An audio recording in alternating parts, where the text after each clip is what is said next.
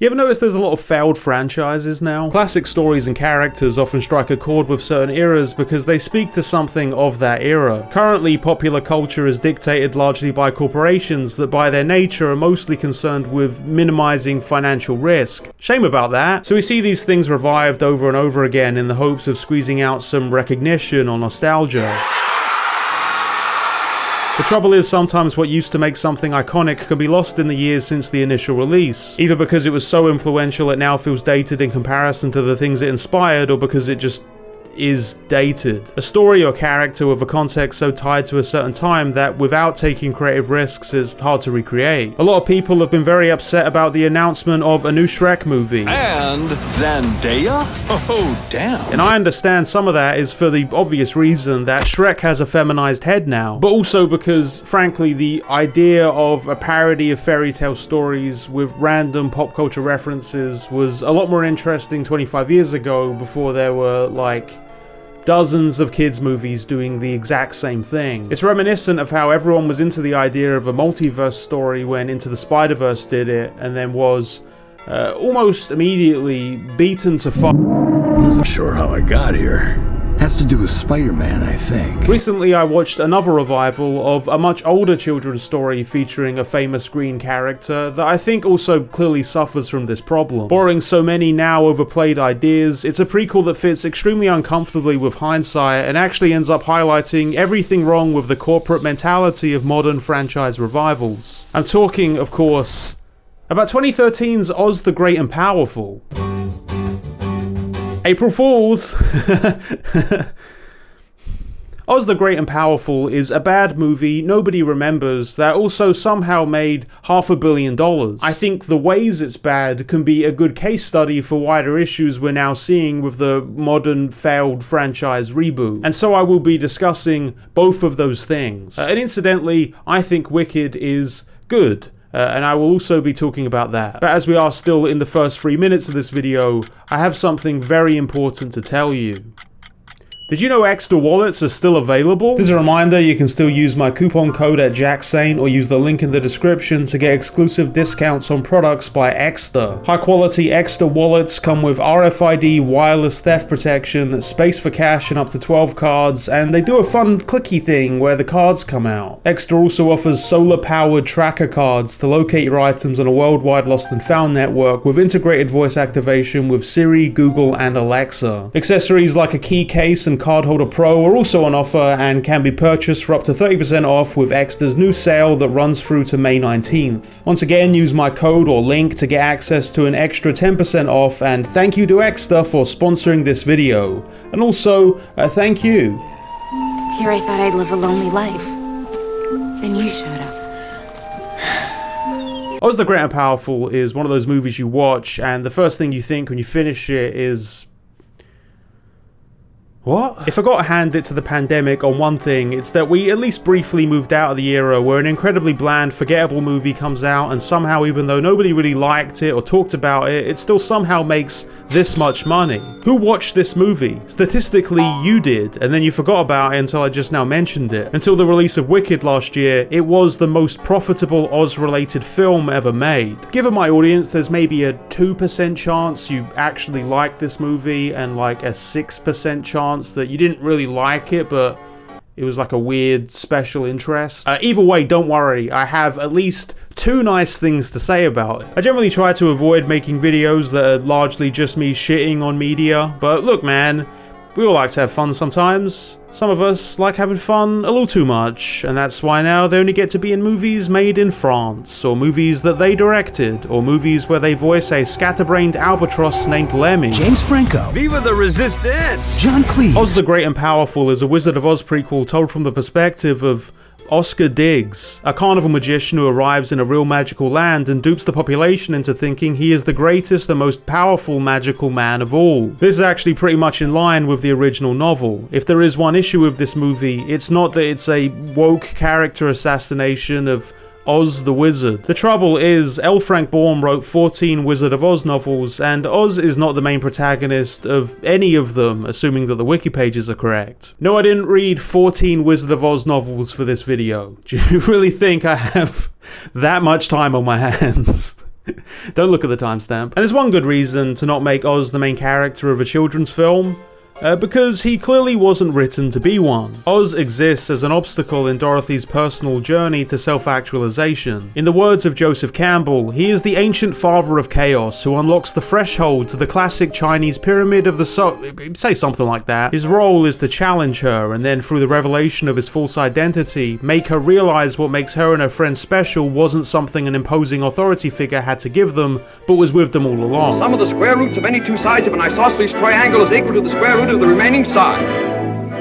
That's the motif of The Wizard of Oz that keeps repeating, that our eyes often deceive us, that what we tell ourselves often isn't true. The Scarecrow thinks he needs a brain, but all along he's been guiding Dorothy through her journey. The Lion isn't really a coward. The Tin Man cries all the time, "Hey, was that a gun?" Oz is an ideal that pushes people to become a better version of themselves, to push them to create great and beautiful things. The whole point is that when you separate him from that, he's just kind of a little freak who wants to make a child do errands for him. As a person, he's neither impressive nor inspiring, and when you separate him from that lesson and try to make him a fully realized human being and the central focus of his own story, it's easy to be left with a problem, namely that you pretty much spend the whole time thinking, man, this guy is a massive fucking creep. I will be so proud to be your queen.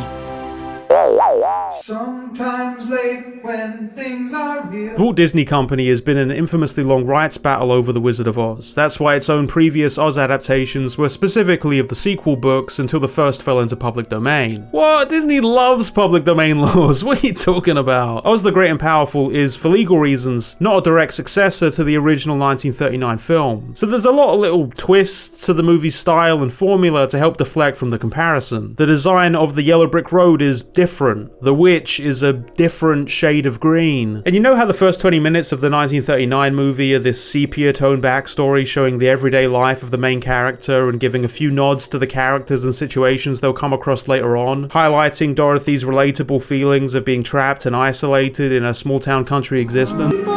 Oz the Great and Powerful is kind of like that, except instead they just spend 20 minutes showing you the main character is a massive dickhead. I didn't really think it was that bad!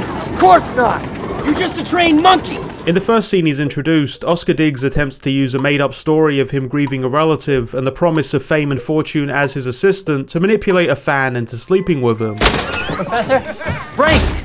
The sock is on the door! He's a borderline sociopathic egotist who abuses and steals money from his employees and is almost run out of town after being called out by a disabled child. Not now, kid. His character explicitly sees himself as above everyone around him and is motivated exclusively by a resentment of his working class upbringing and a desire to be recognized as more than that, while also not really caring if in the process he exploits other people from the same struggling background. Well, how do you think I feel? He just wants to be a great man, like Thomas Edison. Maybe we could say this adult man is just stuck in his own head and doesn't realize he's not a good person. Anyway. Many things, but a good man is not one of them. But you could be. I don't want to.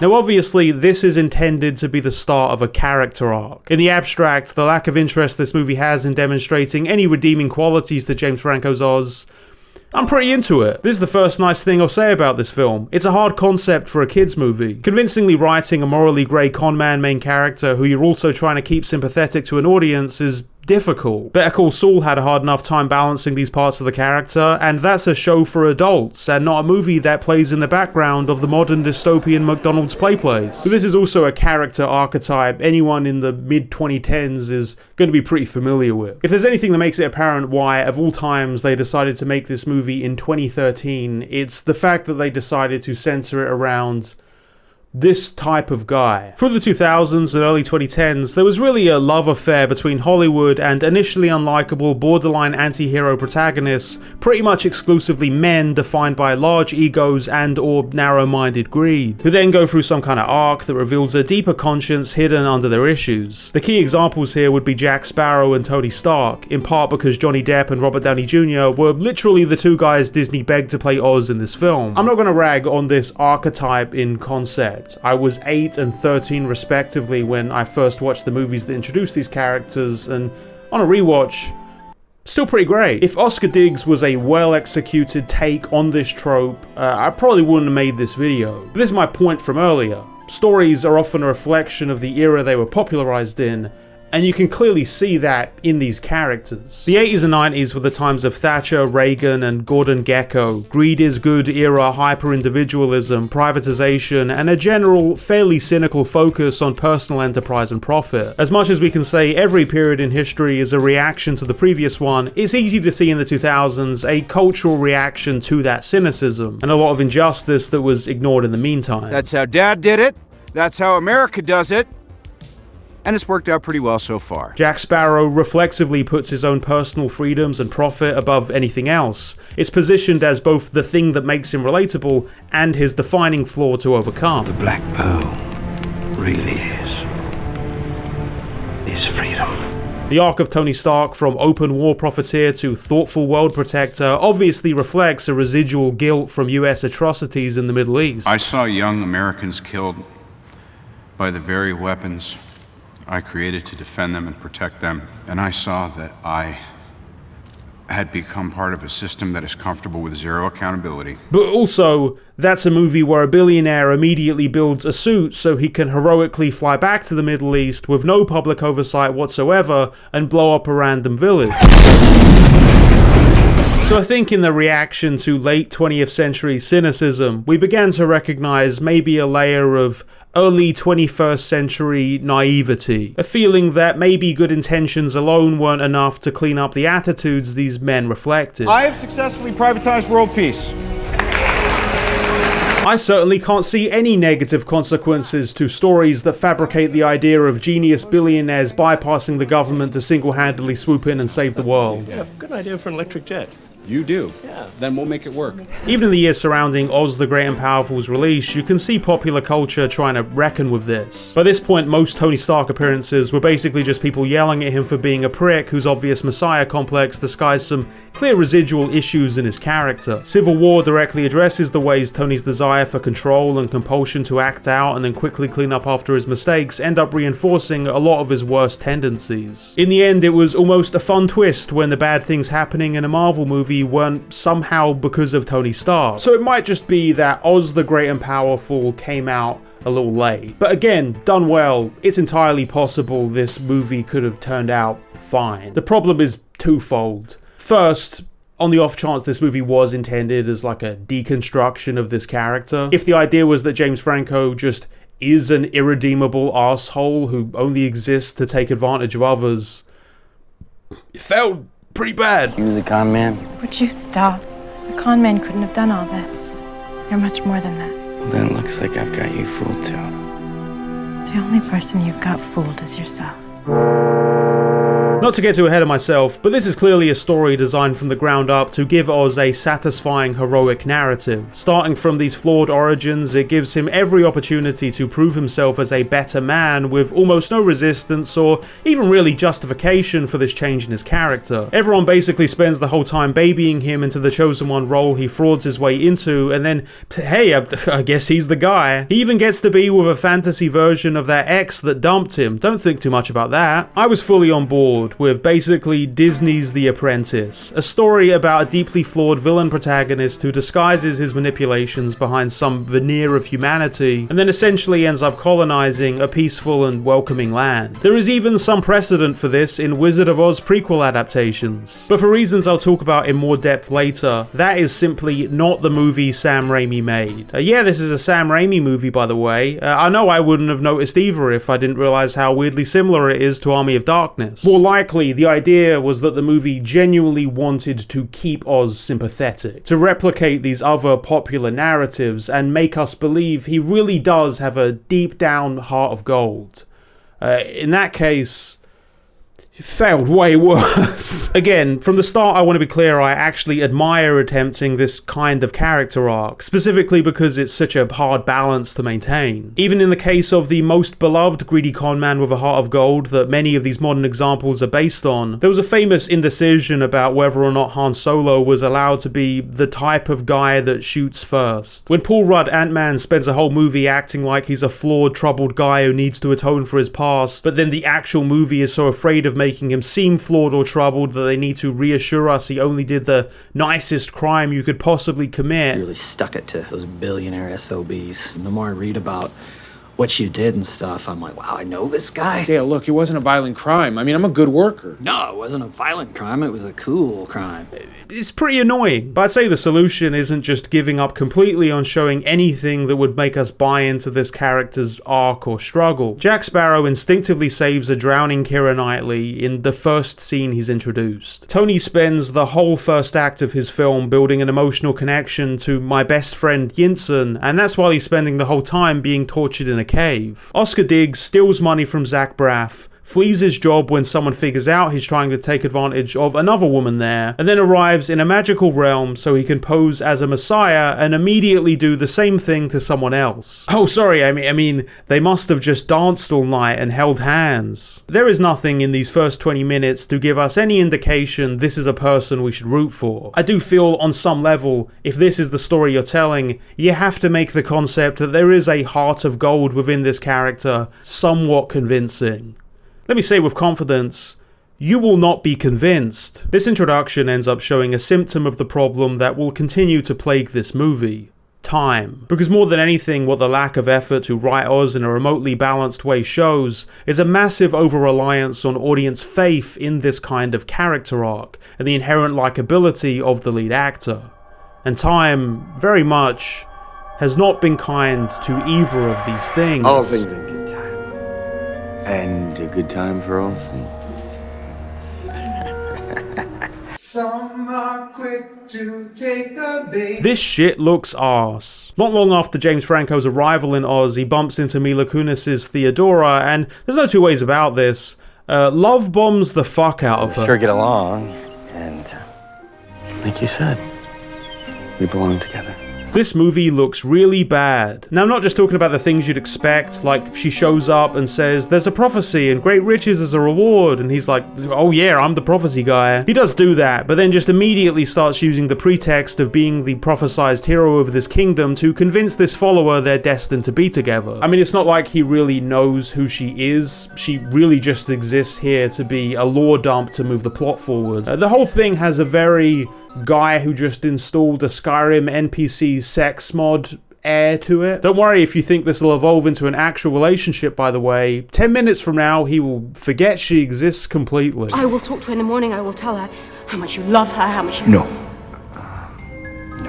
don't say anything. You may notice two things at this point. One, that this film was seemingly made exclusively for James Franco and not a single child who would actually watch it. And that's a thought you'll have for a lot of this movie. But also just the fact that James Franco in this role may be the most profound miscast in human history. To be blunt, the main thing you want to avoid here is the feeling that Oz is just kind of and all I'm thinking at this point is, man, it's a good thing they're not in that poppy field that makes you drowsy right now, because I truly don't know what this wizard would do. Well, this belonged to my grandmother.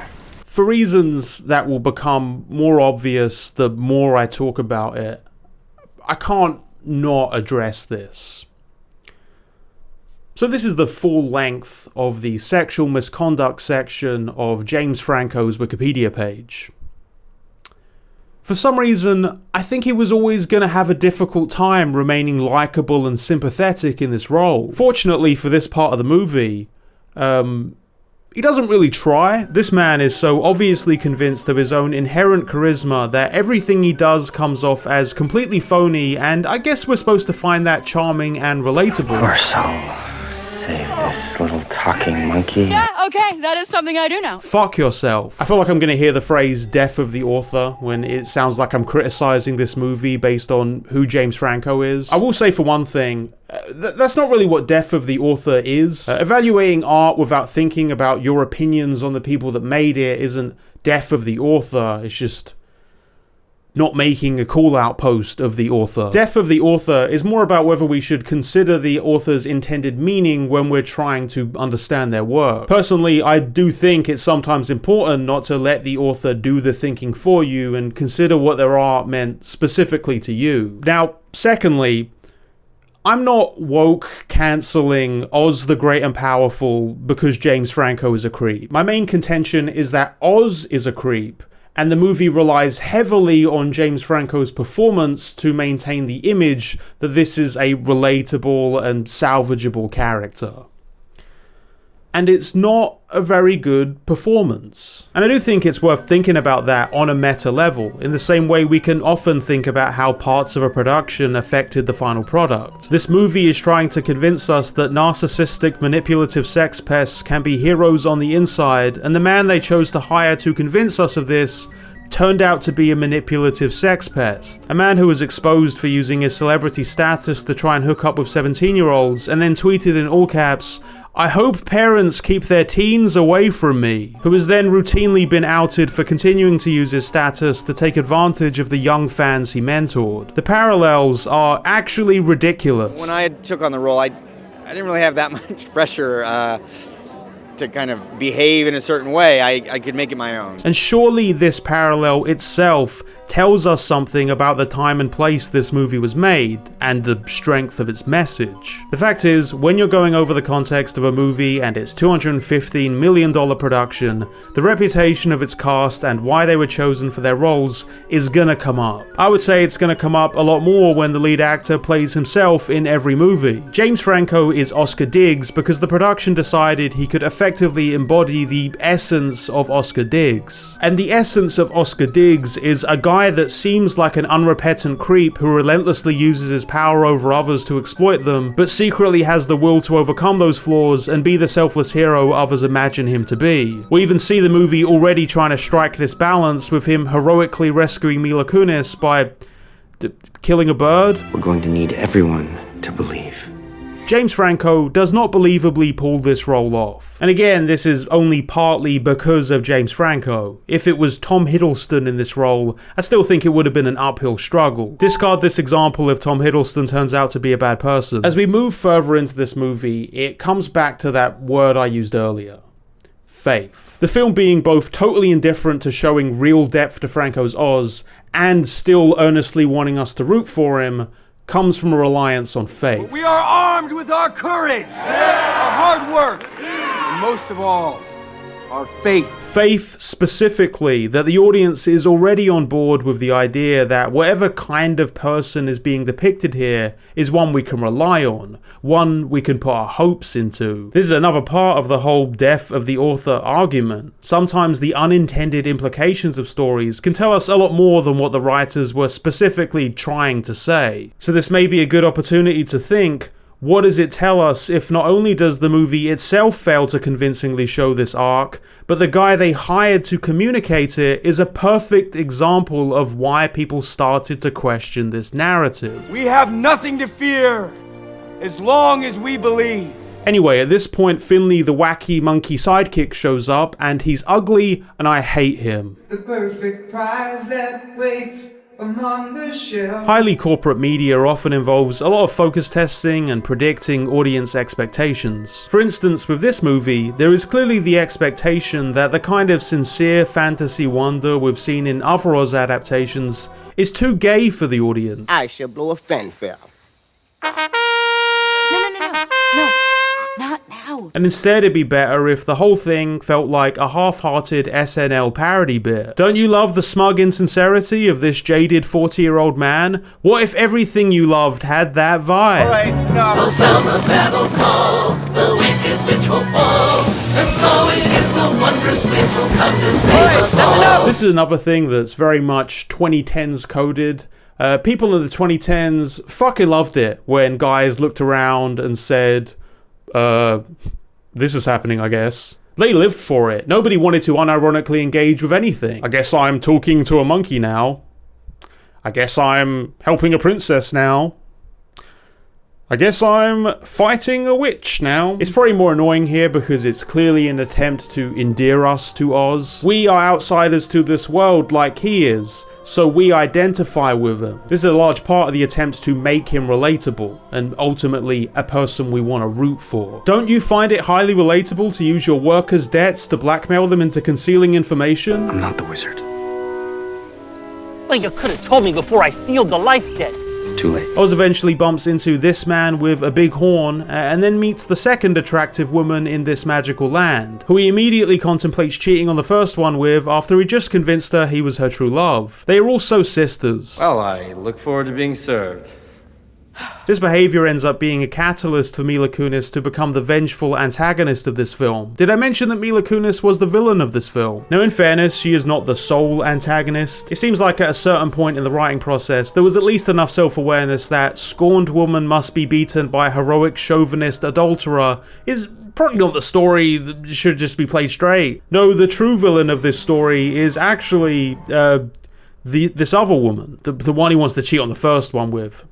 She's the problem. As Oscar Diggs enters this room filled with foreign gold and proclaims it as his own, having positioned himself as the false god of the religion of the native people's land, I begin to wonder if there may be some colonial implications to this story. Is Oscar Diggs a white savior? Do Munchkins benefit from white privilege? Allow me to ponder more on this as everything bad about Oz is quickly reassigned to this random lady. Can you believe she's trying to manipulate people into doing her bidding so she can trick them into giving her wealth and power? I think we should kill her with hammers. At this point, there is definitely a more aggressive push to make Oz a more sympathetic character, but none of it is really motivated. He just sort of stumbles on objectively horrible situations and goes, "Ah, I have human emotions. I can recognize things that are sad. Here, come closer, little doll girl. I'll fix you up. Get away, get away, get away, get away." The unfortunate side effect of Oz being played up to this point as completely insincere and not really willing to see anyone around him as a real person deserving of respect is it does make it kind of hard to buy into when he turns around and tries to be genuine. I can only really assume it is meant to be genuine because it's the only way the rest of this story makes sense. Otherwise, it's basically indistinguishable from all the other times he pretended to be a genuine caring person to serve ulterior motives. The idea is that Oz likes to fix things. The doll child is voiced by Joey King, who also played the disabled girl earlier in the film, and that moment where he briefly expresses guilt that he can't actually cure her, combined with the part where he stops to gently tend to one of his little contraptions, is really the most the first act of the movie ever tries to show a sense of care towards his character. The trouble here is more just that these token acts of charity, by itself, are a pretty bad indicator of someone's moral character. 3 hours, you'll hit the Emerald City.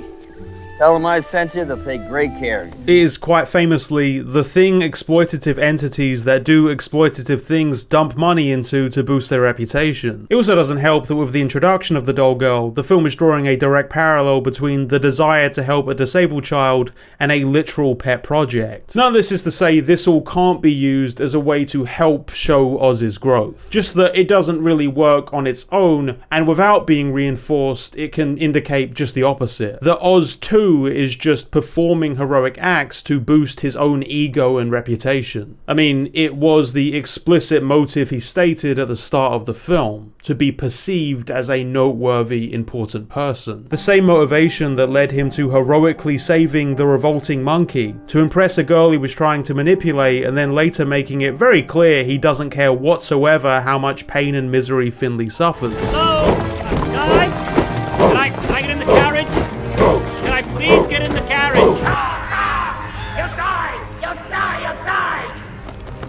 Incidentally, that crow was the best thing in the entire film. That was the second nice thing I have to say. As I already alluded to, the twist reveal here is that Rachel Weisz's Evanora has actually been sending Oz to help her with her evil scheme, specifically to somehow kill Glinda the Good Witch, who now becomes James Franco's main ally against her. With only faith in my father's prophecy, I've waited. For you. Can we fuck yet? And you know how I've just been relentlessly mean about Oz's character and the kid gloves the movie treats him with?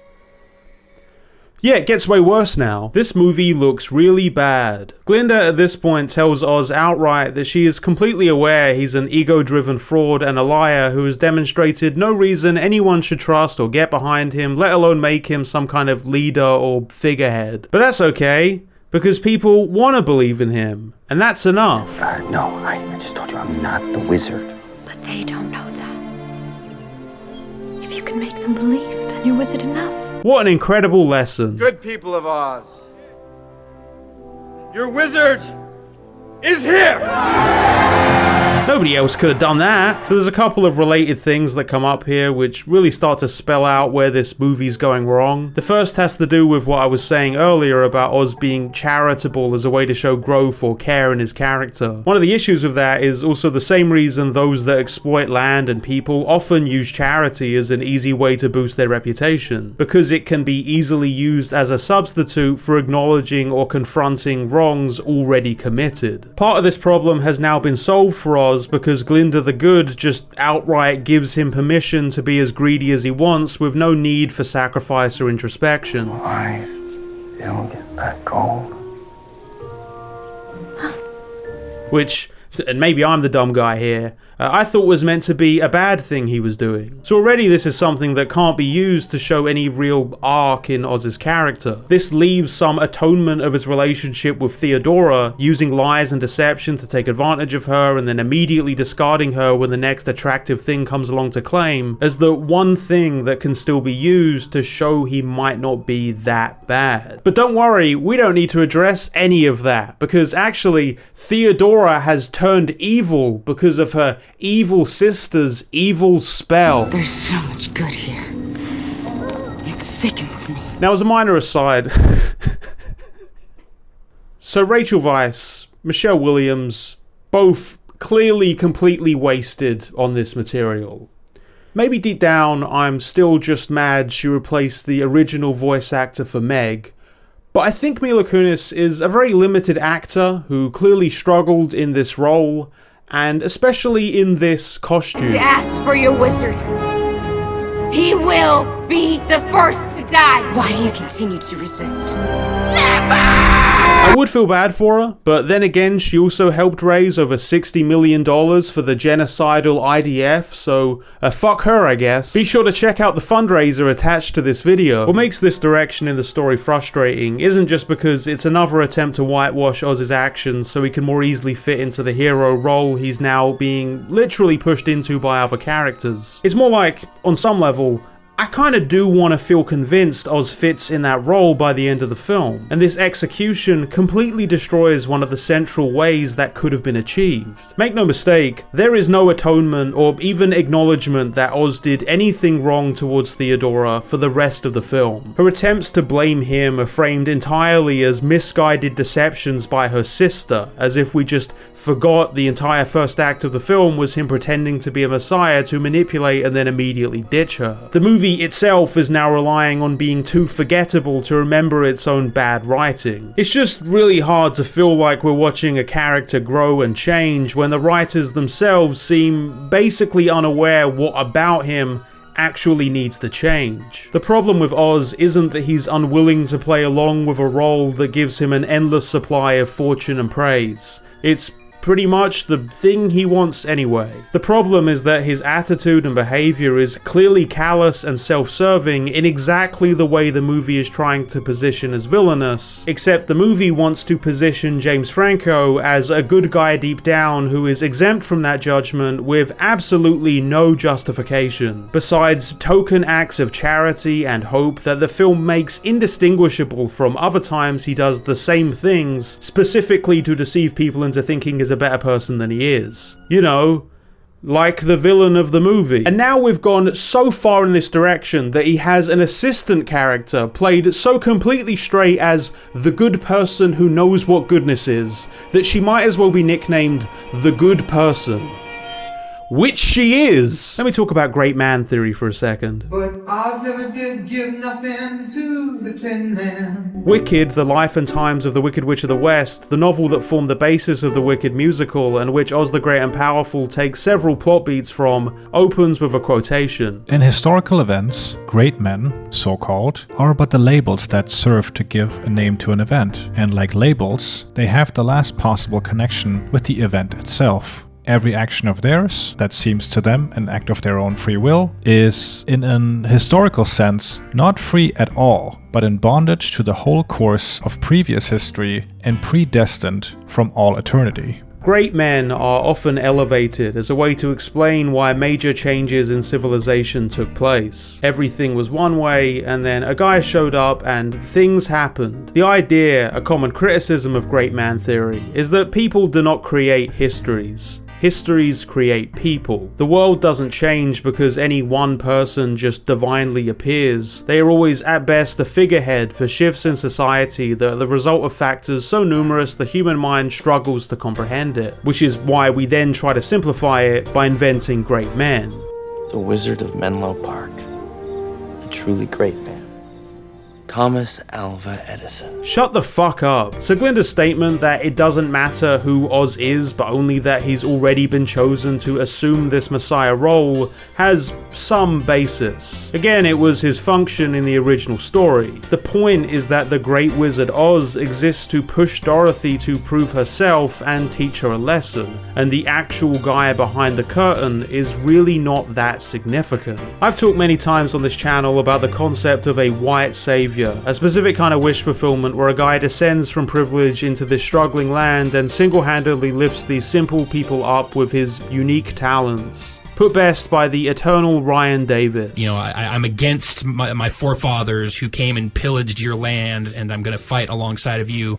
But then I'm also going to rise to the top of you and become the best of you. Because you can't do it on your own. Because I'm still white. Avatar is probably the most famous recent example of this trope, but you can see it pop up pretty frequently. As I've discussed at length, Dune is a commentary on this type of story. A royal heir who constructs a scenario that leads him to power and then ends up becoming an intergalactic genocidal dictator who is literally described as being worse than Hitler. I compared this to Lawrence of Arabia, a story which partially inspired Dune and helped popularize this trope in the modern day. What I regret not mentioning is that Lawrence of Arabia is itself critical of this narrative, presenting T.E. Lawrence as a white savior only to then reveal his ultimate inadequacies and failures. The problem isn't so much the story itself, it's the way it was then regurgitated back into mass culture.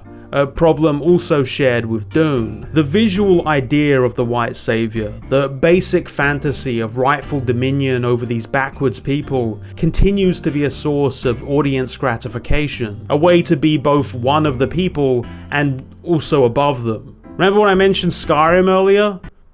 Yeah, and as these stories reveal, what it usually disguises is how these narratives are propped up to erase the contributions of the common people and whitewash real-world colonial manipulation. And yeah, this time I am using whitewash both ways. So while the original Wizard of Oz was its own spin on this, outright saying the powers that be are basically elites taking credit for other people's work, Oz the Great and Powerful is an obvious example of this narrative cleaned up. Cleaned up so hard that it will even hang a lampshade over the deceptive concept of great men, but in, like, an uplifting self-help kind of way. It doesn't matter who you are, just that other people want you to be that thing. Get away, get away, get away, get away. Now, what this might lead to is the basic lesson of the original Wizard of Oz book. Oscar Diggs becomes the chosen figurehead of these people, but then we see how it's really them who use their talents and ingenuity to unite in their final battle for survival. See, because the wizard isn't really the guy who does everything, that's just what he's tricked people into thinking. So anyway, James Franco single-handedly masterminds a plan to protect the entire Kingdom of Oz and comes up with literally everything while his minions mindlessly follow his directions.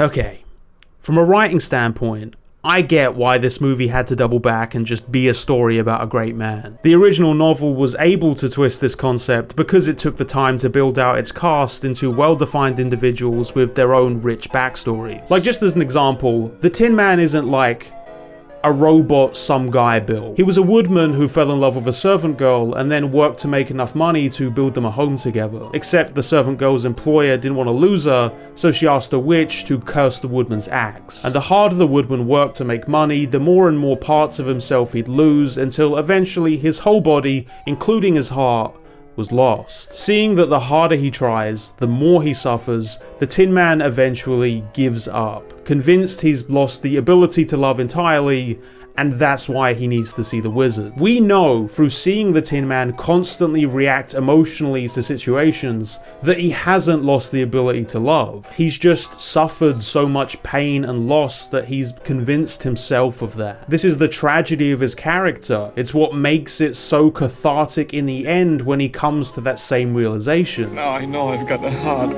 because it's breaking. It's a surprisingly deep and sad story that gives his character a lot of depth and meaning that isn't strictly tied just to Dorothy. Capitalism, Oz the Great and Powerful, can't really end with the same realization because, frankly, it doesn't care about any of these characters. Oz has to be the one guy who does everything and saves everyone because everyone else is just a shallow prop in his SNL skit. One-dimensional jokes that are defined strictly by their connection to him, even when there's clearly room to do more than that. Finley explains when he first meets Oz that the master who raised him had his home ransacked by the witch's baboons, and ever since then he's been hiding alone in the woods. That's really sad. Like, not only did he lose the only person who ever loved him, they were taken from him by members of his own enslaved race. You know what? I'm sorry for being mean to you, Finley. No, please don't look at me directly. How has being alone all this time affected Finley? How does he feel about being separate from the other flying monkeys? Does he have a vendetta against the witch? Is he worried about his old master? What's wrong with his face? Like every other character, Finley only really exists in the film in relation to Oz. Despite staying with the audience for the remaining 2/3 of the film past his introduction, his development is reduced to reacting to things Oz does and a really awkward joke about racism. Oh, I see. Because I'm a monkey, I must love bananas, right? That is a vicious stereotype. You like bananas? Of course I love bananas. I'm a monkey. Don't be ridiculous. The China girl exists as the little girl who believes in Oz. Glinda exists as the big girl who believes in Oz. The Tinkerer and the man with the horn barely exist. I will cherish this forever. To the point where Nuck is introduced getting made fun of by Oz for frowning, and then an hour and a half later he, wait for it, gets a little mask with a smile on it. Get it? Because he frowned before. If only there was another fantasy adventure film about an ensemble of weird joke characters, one of which was a guy from the American Midwest lost in a distant land, that was released within months of this one and doesn't have these problems. You know, one that could demonstrate exactly how you can acknowledge the humor of these characters while still putting some thought and care into their inner lives and desires in a way that leads naturally to a much more fitting and satisfying climax, that still doesn't diminish the main character's role as the one who brought them together in the first place. What a shame that doesn't exist. I guess to be fair, Glinda's been around for a bit. Maybe she can... Oh. This is not what Oz is. When the Munchkins sing because of the wonderful things he does, that's because they can't actually think of the things he does. Oz is an illusion. He is not actually a great man.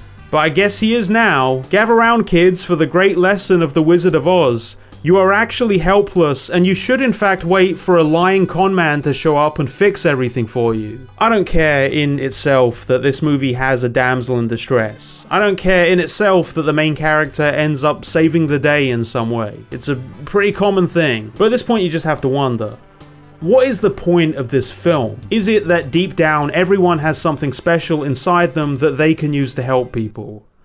No. You're all I have. It is that James Franco has something special inside of him specifically, and because of that, it doesn't matter that he's a twat and a sex pest. Finley, not now. Oz executes his master plan. He fights back against the villain who was motivated by, what was it again? I'm going to wipe out your light until there is nothing left but my darkness. Okay, she was motivated by darkness. He uses his tricks and deception for good and convinces everyone, including the evil witches, that he has shed his mortal form and fully transformed into the godlike, legally distinct wizard. He even graciously lets Theodora know that he doesn't blame her for her evil, he blames her sister. Oh god, she's ugly now. Kill her, kill her! Only bad witches are ugly. And that, if she ever decides to drop her grudge against him, he is willing to forgive her. I know your wickedness is not your doing, and should you ever again find the goodness within you, you are welcome to return. The day is saved. Oz rewards his loyal followers, including his freakish ape disciple, and takes his rightful place as the new great king. This shit doesn't just look like arse. It is fully arse. Please stop touching that doll child. It may seem like I'm running out of avenues to criticize this film. Don't worry, I can keep going. I've talked a lot in this video about archetypes, patterns of character behaviors and tropes we see repeat in stories. The anti-hero, the lawbreaker with a heart of gold, usually employed in stories out of a desire to either elevate qualities not usually seen as heroic, or humanize characters as they themselves are elevated by the story. Maybe, like Dirty Harry, we're supposed to see how sometimes the law isn't enough to keep people safe. Maybe, like Han Solo, we're meant to see that the people who exist outside of the law aren't a lost cause. Maybe, like Oscar Diggs, it's actually a good thing to be a con man because sometimes you might con bad people. But there's other tropes clearly at play with this character. At the start of the film, Oz's ex shows up to talk to him and lets him know she plans on marrying John Gale. The first time I watched this, I actually missed this is clearly implying Oz's ex is Dorothy Gale's mother, given the shared last name and the fact that John and Anne are the names frequently assigned to her parents. And given this movie ends with Oz and Glinda, Anne's Oz counterpart, in a relationship, there is absolutely no way a sequel wasn't planned with the reveal that Oz is actually Dorothy's father. God bless James Franco getting cancelled so we didn't need to see Jenna Ortega suffer this indignity. Funnily enough, Wicked has almost the same twist, except it's the witch who is Oz's secret daughter. To treat each citizen of Oz as son or daughter.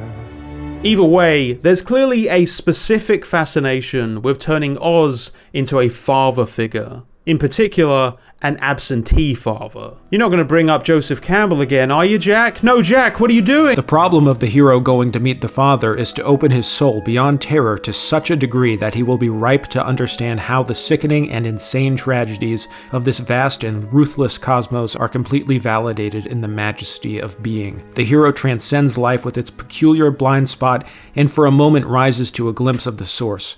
He beholds the face of the father, understands, and the two are atoned. There's no getting around the fact that Joseph Campbell's hero's journey has been incredibly influential and also has a pretty severe hang-up about fathers. Borrowing a lot from Freudian psychology, Campbell put a lot of emphasis on the pattern of storytelling that involves confronting a father or father surrogate as a part of the process of growth and rebirth. Now, to be clear, this is way more broad than just having to fight your dad. One example of this Campbell used was the story of Job, a God-worshipping man who, as a test of his faith, God destroyed his entire life and killed his whole family. In the biblical story of Job, the Lord makes no attempt to justify in human or any other terms the ill pay meted out to his virtuous servant. Nevertheless, to Job himself, the revelation appears to have made soul-satisfying sense. He was a hero who, by his courage in the fiery furnace, his unreadiness to break down and grovel before a popular conception of the character of the All-Highest, had proven himself capable of facing a greater revelation than the one that satisfied his friends. Now, on the one hand, this story makes a lot of sense in the same way Dorothy's interactions with the wizard do. The wizard tells Dorothy and her friends he won't help them until they prove themselves by killing the Wicked Witch of the West, and barely even attempts to justify why they actually have to do it. And in the end, they don't have to do it. They already have brains and hearts and courage, and Oz never had a plan to get Dorothy home. Still, in the end, we're meant to believe, as the characters do, that Oz wasn't such a bad wizard after all. Why? As I've already said, because simply by making them go through this experience, he has taught them something about themselves, and that lesson is valuable enough. Just as the biblical father doesn't need to tell Job why he has to suffer, Oz doesn't need to prove anything to Dorothy or anyone else alongside her. Because of what he put them through, he helped them prove it to themselves. His malice hardened them. They should be grateful for it, because it showed them what was always inside of them. All they needed was faith.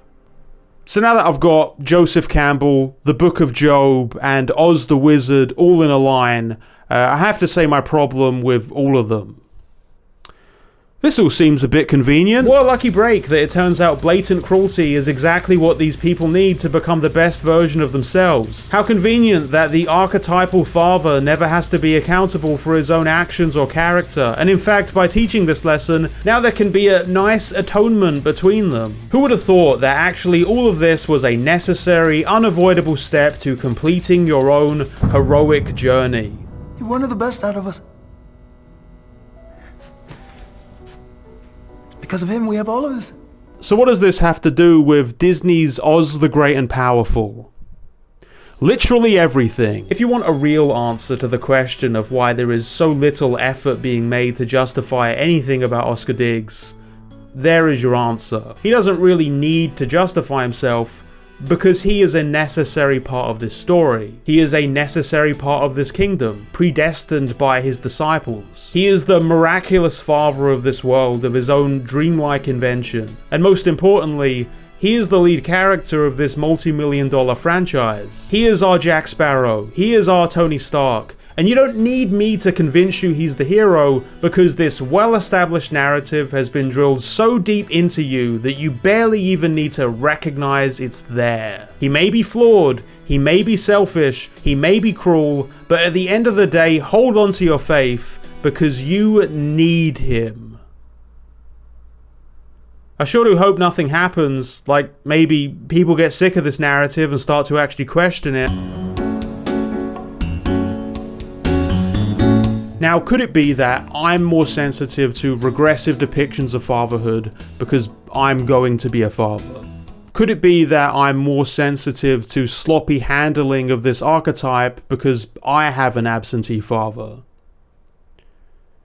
I don't want to talk about this anymore. When I criticize the Wizard of Oz as a character, I don't mean that to condemn Baum's original novel. Baum himself was by no means devout or unquestioning in his own faith. He wasn't an anti-theist per se, but definitely held a lot of skepticism around organized religion, especially for his time. Given his strict Methodist upbringing, I think the balanced approach he took was the one that made the most sense for him. Behind the screen, Oz is an illusion, but that doesn't mean that Dorothy's experiences with him didn't legitimately teach her something. For its time, this alone was a pretty revolutionary direction for a children's story. What if the messianic figure everyone around you is insisting you should beg and pray to turned out to be a fraud? But, you know, for its time. There's been a lot of twist villains in kids' stories. Honestly, I got kind of sick of them. I think Lightyear was really a low point. Like I said at the start, this is the nature of stories and time. We can continue to adapt, but that doesn't mean the impact that original thing had will continue to resonate. The question now is no longer, should we sometimes question unquestioned authority? Yeah, we should. This is a very Old versus New Testament kind of dilemma. Is it enough to tell you you must do as I say, or does it require some additional justification? Now instead we ask, what do we actually believe in? So you lied to them? Only verbally. Besides, they were the lies they wanted to hear. I never asked for this. Wicked is one example of a popular Oz adaptation that follows up on these questions. In both the novel and musical, it makes this question far more tangible. Maybe Oz is a fraud, or maybe this is Oz's destined place as ruler. But the reality is that a fixed hierarchy requires sacrifices. In his case, the sacrifice and demonization of minority groups. In the ways rights are increasingly stripped away from the sentient animals of Oz, there is clearly a parallel to the ways fascist governments use deviance as a way to normalize violent control of a population. In the way education about these groups and their erasure is restricted, there's clearly a parallel to critical race theory and its censorship, something we are literally seeing in the modern day. I mean, there's a lot of ways the politics here have obvious uncomfortable parallels to things that are right now happening. It's a good thing I am already a US citizen, or maybe I'd be detained trying to take my child to see their grandparents because I criticized Israel's genocide. Maybe if I was one of those deviant minorities, they'd detain me anyway. Who knows at this point? Witches become analogues for terrorists in the way the witch as an archetype was also invented in part to demonize women who refuse to follow strict expectations of their gender. It's a twist on some of Oz's basic tropes in the same way the original novel was a twist on the tropes of its time. I'm also going to say, extremely funny that the movie literally makes the wizard Walt Disney. Subversion itself isn't enough to bring new life to a story, but it's hard to deny this is one that has something to say. And I won't say it's a perfect analogy. It is tragically another story where the talking animals are a direct metaphor for minorities. The novel definitely plays around with a lot of very Libby, maybe by fighting against oppression you are actually just as bad as the oppressor moments. And the musical literally ends with Glinda saving the day thanks to appealing to the humanity of a fascist. Sounds great. Have you considered hammers? But if you want an example of how to adapt a classic story in a way that genuinely contributes something and justifies why you bothered to do the adaptation, you could do a lot worse. You could do a lot worse. You could make Oz the Great and Powerful. You might still be wondering what a lot of this has to do with why Oz the Great and Powerful is a bad movie, or why it's a good example of why modern franchise revivals fail. Did I just use that as an excuse to yap about a bunch of other things? Yeah, a little bit. But I also think, in a strange way, all of this comes to a single point that can only truly be expressed in one piece of art. The James Franco Wizard of Oz movie. A movie born out of a desire to bring us back to the established world of Oz for no particular reason. A movie so unmotivated that it actively walks back the things that made the original story interesting, that takes the issue of questioning authority and instead says, what if the authority is okay because they might turn around and save the day? This is a movie that doesn't come out of nowhere. Like everything else, it emerges out of the material conditions that surround it. And its particular material conditions said, hey, people sure do have a lot of faith in stories about selfish assholes learning basic morality right now. You want to give that a shot? It's actually kind of devastating that this movie was apparently born out of the feeling that there needed to be more fantasy movies that focused on the experience of boys. Obviously, there are plenty of fantasy stories with male protagonists, but I can't say I wouldn't have understood where this was coming from when I was a kid. Movies like Hercules and Treasure Planet actually did mean a lot to me as a child. I too felt out of place in a masculine role. I also would have gone most anywhere to find where I belong. Oh, that scene in Treasure Planet? Nah, I don't have any particular feelings about that scene. To me, it's just like a thing in a movie. I got no real emotions about it. In 2 months, I'm gonna be a dad.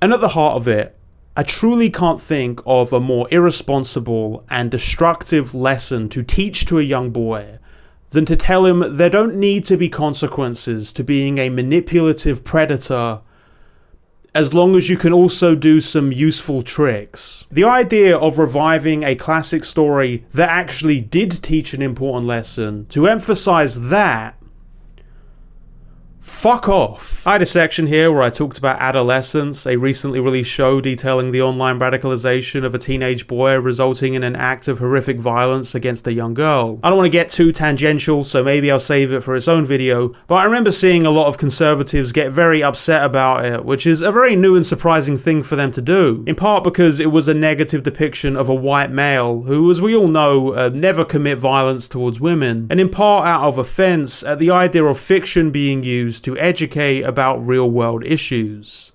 This is incredibly dumb. Young people don't enjoy being told directly what they should and shouldn't do. They like to engage with things that interest them. Being constantly pummeled with algorithms to feed them endless distractions and overstimulation, it takes a lot to hold on to their attention. Stories can provide that. That's not to say fiction is a replacement for decent parenting or schooling, but it has a role. And as we're increasingly seeing direct education under endless attack, that role may become more and more clear. Maybe what truly disgusts me about Finley isn't his putrid CGI face. Maybe really it's the fact that Finley gets no justice. Oz stumbles across him and accidentally does a good deed to impress a girl, and in return Finley signs over his entire life to him. Never once wavering, never once considering that he could just choose not to honor this life debt to him. He lets Oz lie to him and blackmail him and saddle him with his baggage and be his little underling. And in the end, without so much as an apology, he's still right there alongside him.